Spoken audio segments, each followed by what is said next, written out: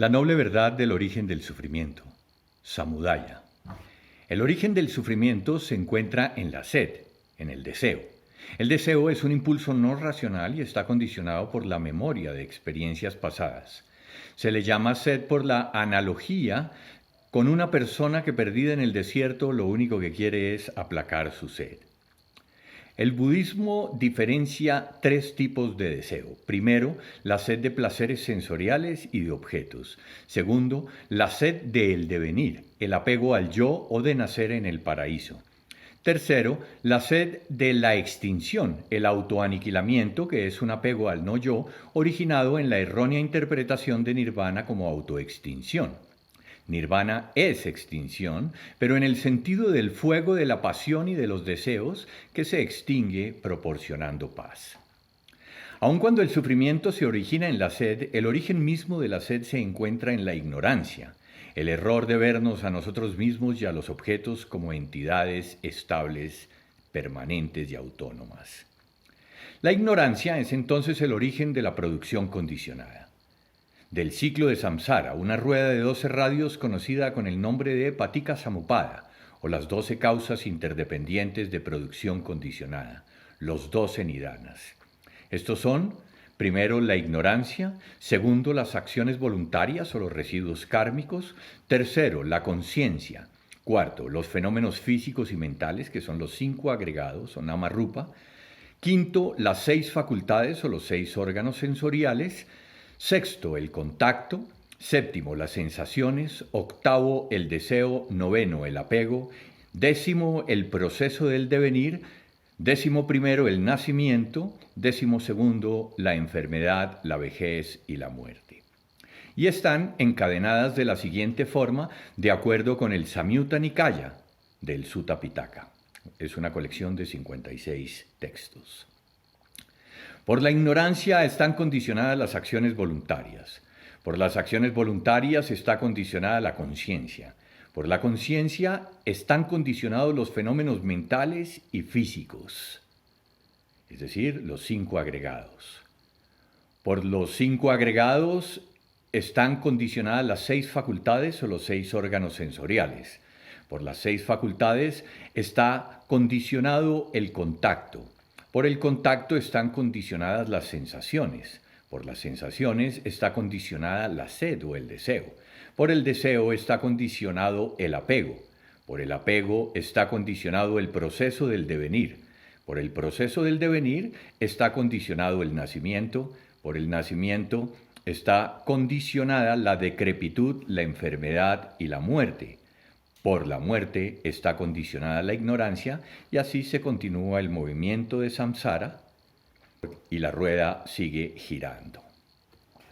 Por la ignorancia, por el desconocimiento de las 3 condiciones de la existencia, impermanencia, sufrimiento y ausencia de identidad, se realizan acciones voluntarias. Se trata de conductas repetitivas. A medida que vamos repitiendo comportamientos que nos producen satisfacción, nos afianzamos en nuestra identidad como un yo autónomo, reforzando la ilusión de individualidad, la ilusión de tener control. Creemos que somos alguien que actúa por sí mismo y nos identificamos con ese personaje y lo llamamos yo. Estas acciones condicionan la conciencia como comprobación de sí mismo. Si actúo de manera voluntaria, existo como entidad separada e independiente. Puedo entrar en contacto con los fenómenos porque estoy separado de ellos. Y volviendo a la frase de Bhikkhu Bodhi, la conciencia es el principal elemento de la experiencia, aquello que constituye el conocimiento o la atención sobre los objetos. Según la escuela Vijnanavada, conciencia también tiene el significado de depósito alaya o archivo donde están almacenadas todas las acciones, vivencias y experiencias del pasado. La conciencia de individualidad, la séptima conciencia Manas Vijnana, condiciona los fenómenos físicos, los samskaras, la mente. Existo porque tengo un cuerpo separado, una forma que me identifica como yo y mis pensamientos lo atestiguan.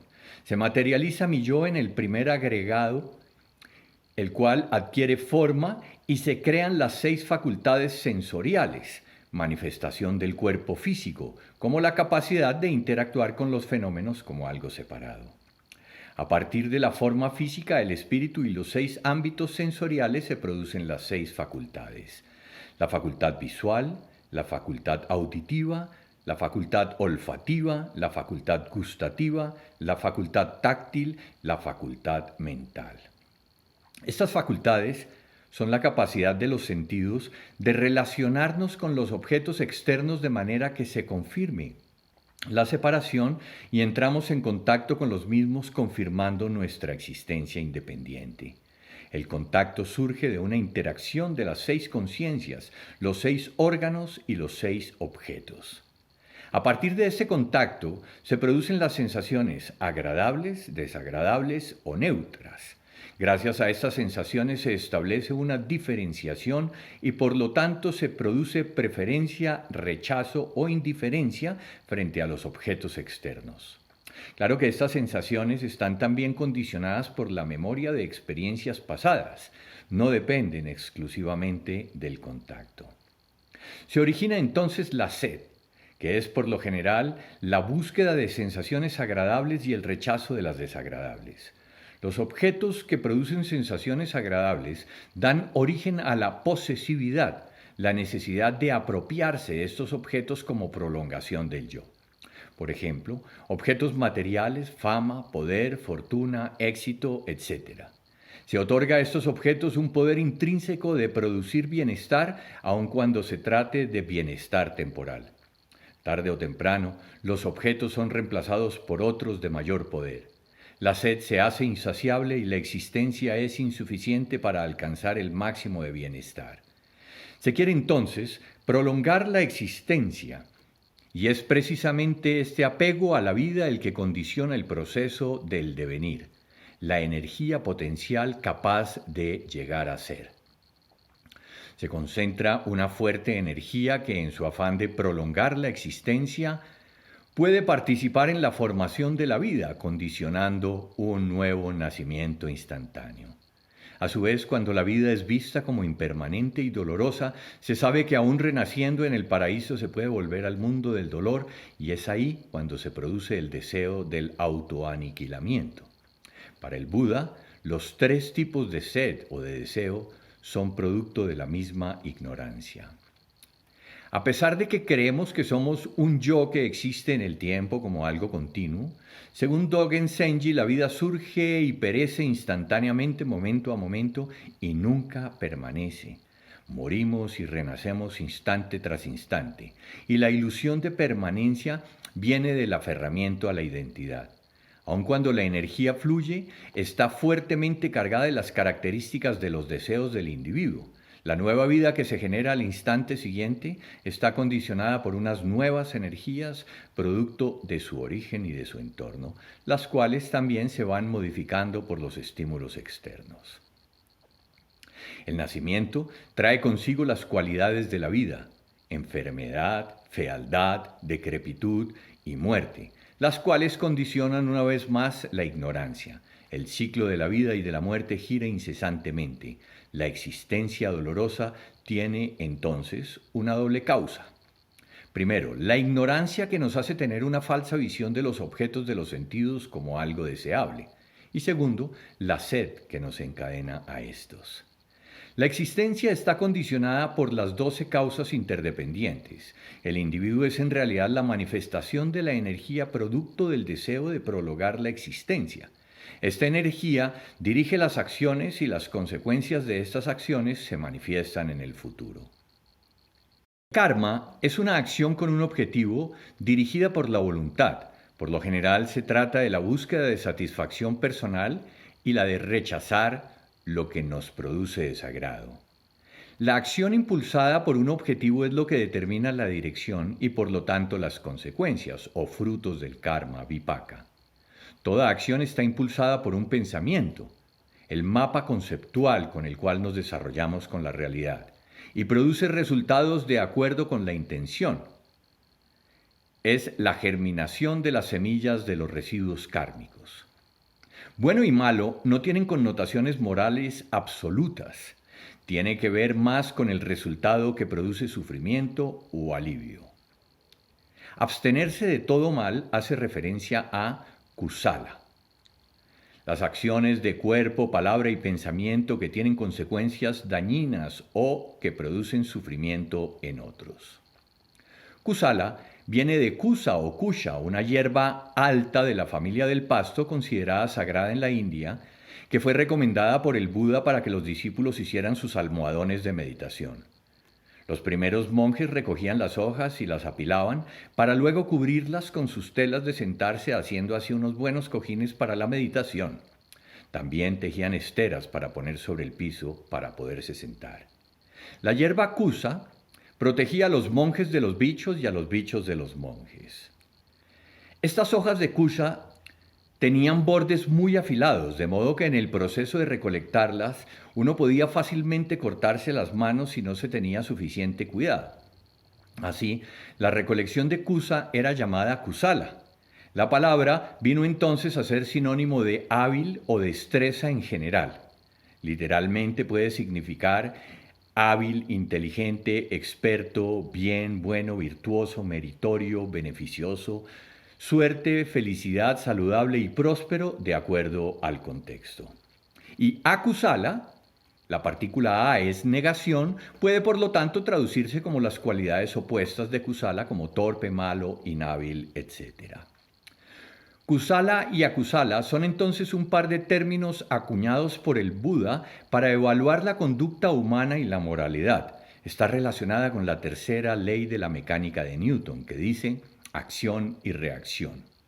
Si un cuerpo A ejerce una acción sobre otro cuerpo B, éste realiza sobre A otra acción igual y de sentido opuesto. Se dice que existen tres tipos de karma. Prarabdha karma, que es el karma de manifestación emocional. Karma automático que se recibe y se percibe de manera instantánea, como cuando hacemos algo que nos hace sentir útiles o desdichados. Sanchita karma es el karma de manifestación mental. Este karma está en nuestra mente y se refiere a los recuerdos, sean negativos o positivos, sobre algo que hicimos y no podemos dejar de pensar en eso. Agami karma es el karma de manifestación física. Los efectos en el futuro debido a nuestras reacciones actuales y que viviremos en el fluir de nuestra vida. Una acción realizada en el presente tiene consecuencias en el futuro, inmediato o a largo plazo. Existen básicamente dos direcciones en las que se puede dirigir una acción teniendo en cuenta las consecuencias, los frutos. Si una acción tiene una intención de ayuda o de producir bienestar, es una acción buena que produce frutos positivos para su autor y por ende se renace en una vida placentera. Si por el contrario la acción obedece a uno de los tres venenos, que son codicia, odio o confusión, el producto, el vipaka, es negativo. Estos tres venenos son las ligaduras, los nudos que atan y subyugan, arrastran e impiden liberarse. En adición a los tres venenos están la arrogancia, la duda y las opiniones equivocadas, con lo cual se constituyen los 6 obstáculos para la realización de la vía, conocidos como kleshas. La cosecha de frutos será negativos cuando actuamos desde estos impedimentos y en consecuencia la existencia estará enmarcada por condiciones desagradables y dolorosas.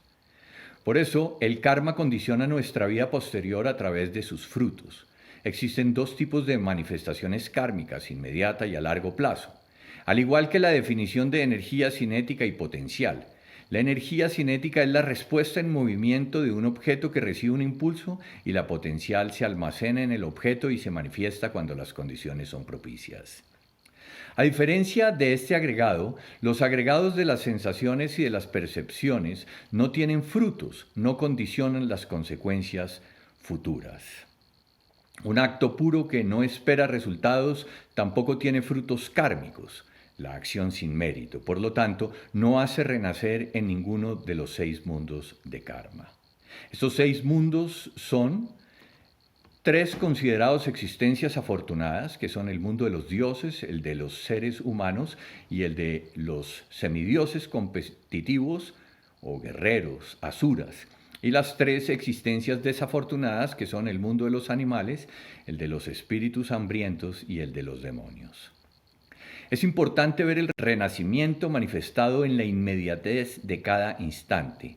Los mundos de karma no existen fuera de nosotros mismos. Esto se puede ilustrar con la historia de un samurái que le preguntó al maestro Zen Hakuin: Maestro, ¿cuáles son las puertas del infierno y las puertas del cielo? Hakuin le preguntó: ¿Quién eres tú? Un samurái, respondió el hombre. Hasta el emperador me respeta. El maestro le contestó: ¿Un samurái? Pareces un mendigo. El samurái enfurecido levantó su espada sobre la cabeza, herido en su orgullo y en su honor de guerrero, amenazó con matar al monje. El maestro, sin perturbarse, le dijo: Cuidado, se están abriendo las puertas del infierno. El samurái, comprendiendo su error, cayó al suelo de rodillas y se disculpó. El maestro dijo entonces: y ahora se están abriendo las puertas del cielo. Así, si nosotros actuamos, por ejemplo, desde el orgullo, la vanidad, ¿sí?, vamos a renacer, por ejemplo, como dioses. Si actuamos desde los celos, actuamos o desde la competitividad, renacemos como guerreros. ¿Sí? Si actuamos desde las pasiones, renacemos como animales. Si actuamos desde el odio, renacemos como demonios. Si actuamos desde la codicia, la avidez, renacemos como espíritus hambrientos, y los seres humanos están caracterizados por la duda. El karma empieza a limpiarse en la medida que las acciones son realizadas sin espíritu de provecho.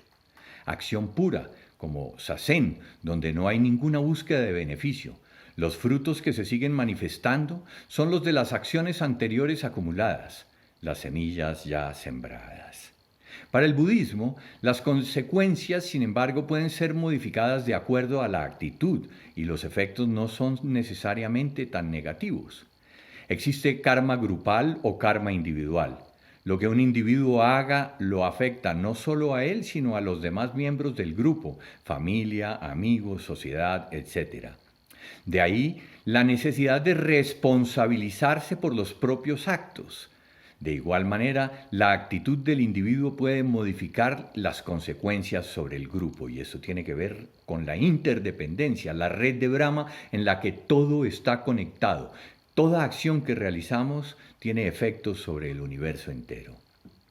Aquí y ahora somos consecuencia del pasado. Comprendiendo el presente, desciframos las causas sembradas en el pasado. Al descifrar el encadenamiento, podemos dirigir nuestras acciones presentes y crear un futuro mucho más coherente con nuestras intenciones. Para el budismo zen, el renacimiento se da entonces a cada instante. Morimos aquí y ahora y renacemos en el instante siguiente. Nuestras acciones presentes condicionan nuestros actos futuros.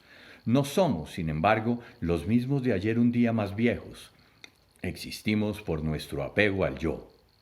Los actos dirigidos en la dirección de la prolongación de la vida nos hacen renacer en una nueva existencia condicionada por las acciones del pasado.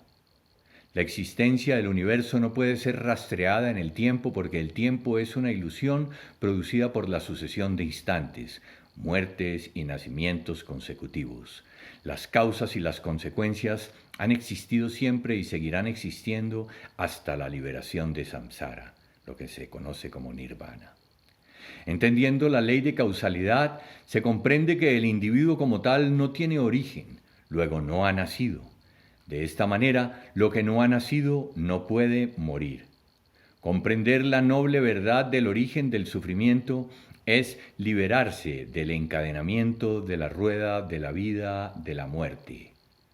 Es entrar en la dimensión de la liberación del sufrimiento, la tercera noble verdad. Muchas gracias.